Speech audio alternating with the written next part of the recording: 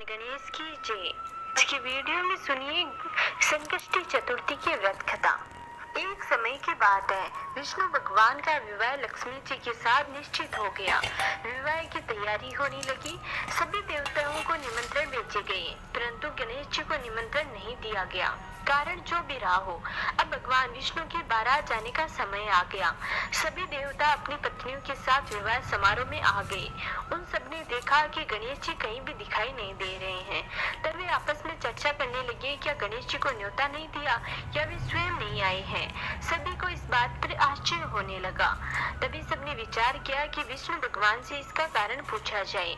विष्णु भगवान से पूछने पर उन्होंने कहा कि हमने गणेश जी के पिता भोलेनाथ को न्योता भेजा है। यदि गणेश जी अपने पिता के साथ आना चाहे तो आ सकते हैं। अलग से न्योता देने की कोई आवश्यकता नहीं थी। दूसरी बात यह है कि उनको 1.25 मन मूंग, 1.25 मन चावल, 1.25 मन घी और 1.25 मन लड्डू का भोजन दिन भर में चाहिए। यदि गणेश जी नहीं आएंगे तो कोई बड़ी बात नहीं है। दूसरे के घर जाकर इतना खाना पीना अच्छी बात नहीं लगता। इतनी वार्ता कर ही रहे थे कि किसी एक ने सुझाव दिया, यदि गणेश जी आ भी गए तो उनको द्वारपाल बनाकर द्वार पर बिठा देंगे कि घर का ध्यान रखना। आप तो चूहे पर बैठकर धीरे धीरे चलोगी तो बारात से बहुत पीछे रह जाओगी। यह सुझाव भी सबको पसंद आ गया, तो विष्णु भगवान ने भी अपनी सहमति दे दी। होना क्या था, इतने में ही भगवान गणेश भगवान भोलेनाथ के साथ वहाँ पहुँच गए। उन्हें समझा बुझाकर घर की रखवाली करने बैठा दिया। बारात चल दी। तब नारद जी ने देखा कि गणेश जी तो दरवाजे पर बैठे हुए हैं, तो वे गणेश जी के पास गए और रुकने का कारण पूछा। गणेश जी कहने लगे कि विष्णु भगवान ने मेरा बहुत अपमान किया है। नारद जी ने कहा कि आप अपनी मूषक सेना को आगे भेज दे तो वे रास्ता खोल देगी, जिससे उनके वाहन धरती में धस जाएंगे। तब आपको सम्मान पूर्वक बुलाना ही पड़ेगा। अब तो गणेश जी ने अपनी मूषक सेना जल्दी से आगे भेज दी और सेना ने जमीन फोली कर दी। अब बारात वहाँ से निकली तो रथों के पहिए धरती में धस गए। लाख कोशिश करी परंतु पहिए नहीं निकले। सभी ने अपने अपने उपाय किए, परंतु पहिए तो वहाँ से नहीं निकले, बल्कि जगह जगह से टूट गए। किसी की समझ में कुछ भी नहीं आ रहा था कि क्या किया जाए। तभी नारद जी ने कहा कि आप लोगों ने भगवान गणेश का अपमान करके अच्छा नहीं किया। यदि उन्हें सम्मान पूर्वक लाया जाए तो आपका कार्य सिद्ध हो सकता है और ये संकट भी टल सकता है। शंकर भगवान ने अपने दूत नंदी को भेजा और वे गणेश जी को लेकर आए। गणेश जी का आदर सम्मान के साथ पूजन किया। तब कहीं रथ के पहिए निकले। अब रथ के पहिए निकल तो गए परंतु टूट फूट गए, तो उन्हें सुधारे कौन। पास ही के खेत में खाती काम कर रहा था, उसे बुलाया गया। खाती अपना कार्य करने से पहले श्री गणेशाय नमः कहकर गणेश जी की वंदना मन ही मन करने लगा। देखते ही देखते खाती ने सभी पहियों को ठीक कर दिया। तब खाती कहने लगा, हे देवताओं, आपने सर्वप्रथम गणेश जी को नहीं मनाया होगा और न ही उनका पूजन किया होगा, इसलिए तो आपके साथ यह संकट आया है। हम तो मूर्ख अज्ञानी हैं, फिर भी पहले गणेश जी को पूजते हैं, उनका ध्यान करते हैं। आप लोग तो देवतागण हैं, फिर भी आप गणेश जी को कैसे भूल गए। अब आप लोग भगवान श्री गणेश की जय बोलकर जाए तो आपके सब काम बन जाएंगे और कोई संकट भी नहीं आएगा। ऐसा कहते हुए बारात वहाँ से चल दी और भगवान विष्णु का लक्ष्मी जी के साथ विवाह संपन्न करा के सभी सकुशल घर लौट आए। हे गणेश जी महाराज, आपने विष्णु जी को जैसो कार्य साजो ऐसो काम सबको सिद्ध करजो। बोलो गजानन महाराज की जय। अब सुनिए दूसरी कथा। पौराणिक कथा के अनुसार एक बार भगवान शिव तथा माता पार्वती नर्मदा नदी के किनारे बैठे थे। वहाँ माता पार्वती ने भगवान शिव से समय व्यतीत करने के लिए चौपड़ खेलने को कहा।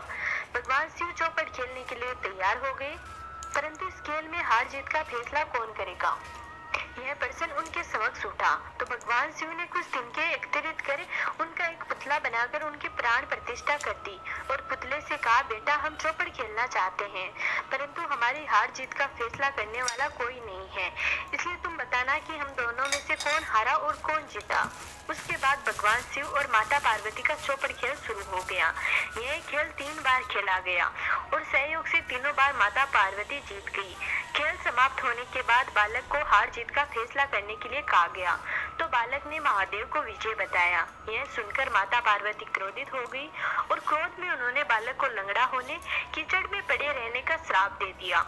बालक ने माता पार्वती से माफी मांगी और कहा कि यह मुझसे अज्ञातवश ऐसा हुआ है, मैंने किसी द्वेष भाव से ऐसा नहीं किया है। बालक द्वारा क्षमा मांगने पर माता पार्वती ने कहा कि यहाँ गणेश पूजन के लिए नाग कन्याएं आएंगी।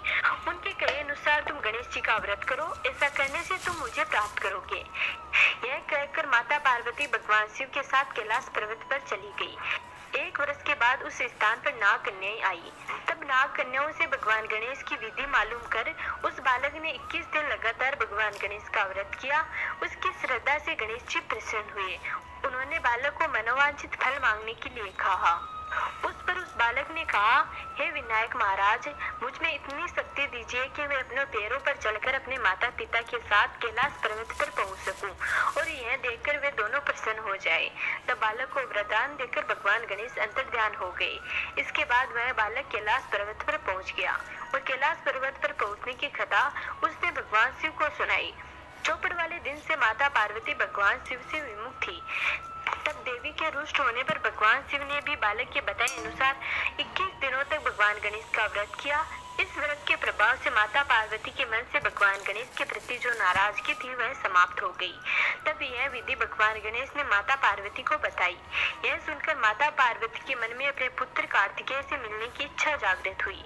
तब माता पार्वती ने भी 21 दिनों तक भगवान गणेश का व्रत किया तथा दूर्वा, फूल, लड्डुओं से भगवान गणेश का पूजन अर्चन किया। व्रत के 21वें दिन कार्तिकेय स्वयं माता पार्वती से मिलने आ गए। उस दिन से गणेश चतुर्थी का यह व्रत समस्त मनोकामनाओं की पूर्ति करने वाला माना जाता है। इस व्रत को करने से मनुष्य के सारे कष्ट दूर होकर मनुष्य को समस्त सुख सुविधाएं प्राप्त होती हैं। अब सुनिए भगवान गणेश की तीसरी कथा। पौराणिक कथा के अनुसार एक बार देवता कई विपदाओं में घिरे थे। तब वह मदद मांगने भगवान शिव के पास आए। उस समय भगवान शिव के साथ कार्तिकेय गणेश जी भी बैठे थे।